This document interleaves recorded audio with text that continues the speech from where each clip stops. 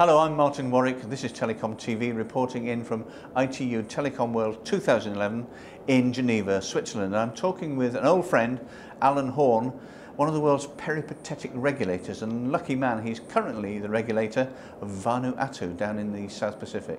Alan, welcome. I guess the problems that you have in a far-flung nation of 63 islands, which is Vanuatu, they must have encapsulate all of the problems that the ITU ever talks about. Indeed, this is true, and the Broadband Commission and all the actors, many of which you've probably interviewed over the past few days, will all be saying the same. Connectivity, broadband connectivity to every part of the community is essential for social and economic development. So here we are, and the government has a great challenge in all small island development states, where there's low population density on small islands, often a great distance away from perhaps even the capital city. They've got technology challenges in getting signals to that community. They've got economic challenges in raising the funds to have the backhaul and to provide the internet connection. So as you say, there's technology challenges, there's financial challenges, and often there are political challenges. So what's there now? What kind of infrastructure have you got? Vanuatu government in 2008 took a very brave move and a very courageous move in that there was a single provider, like many countries, and this was a TVL, owned 50% by, owned by France Telecom and Cable and Wireless and the government. They had a monopoly through to 2012, and the government gave up its third share in the company. It gave it up to France Telecom and Cable and Wireless in exchange for ending the monopoly early. Digicel came in as the second licensee. The government also took a decision that Digicel must have a obligation to cover the remote population, 85% population cover. They also made an obligation on the operators to contribute to a universal service fund. So that was a very, very key visionary thing of government. The regulator was established, unified licenses were given, and since 2008, in fact just in a 2-year frame time, we went up from 20% penetration of mobile to 70% penetration of mobile, and call charges tumbled.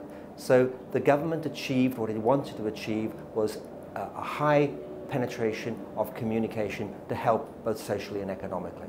So we have those 2 operators plus now 2 or 3 other ISPs. So, are you a light touch regulator? I wish to be a light touch regulator. We are establishing guidelines, the reference interconnection offer, but as always, a regulator, although he wishes to be light touch, if one operator is anti-competitive in any way or another operator complains, then one has to use the tools that the regulator has to step in and to solve any particular issues. So we're light touch unless the operators themselves appeal to us for a decision or for support.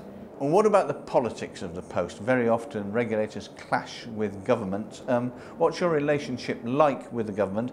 And is there legislation, enabling legislation already in place? The government, with the assistance of AusAid and the World Bank and its advisors, established a law. The law established the regulator and set out the role of the regulator, set out the role of the ministry. The ministry and the minister and the ministry staff worked closely with the regulator, and indeed when I came we worked in close collaboration with the Ministry of Health, Education, the commercial sector, the tourism sector, to develop a national ICT services policy. And this was a great move of the minister and the minister's staff. So we now have that policy. It's going before the Council of Ministers within the next few weeks.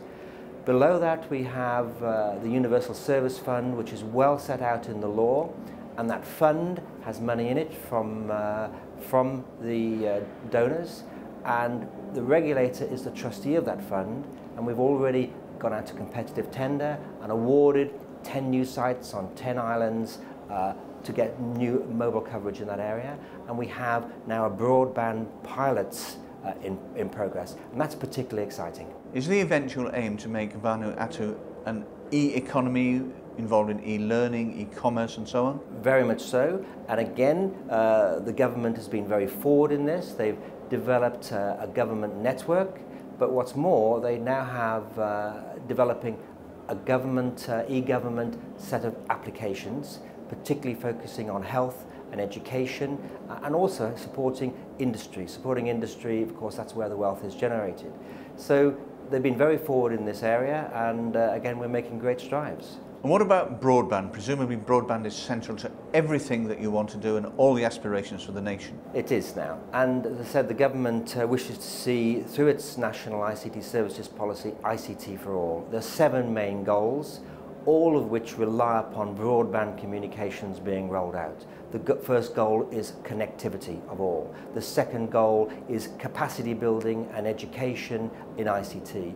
The third goal goes to supporting industry. The fourth goal is good governance. The fifth goal is environmental. The sixth goal is health and education, and the last goal is security. So there are a set of goals, all of which demand and have certain objectives, all of which then demand action.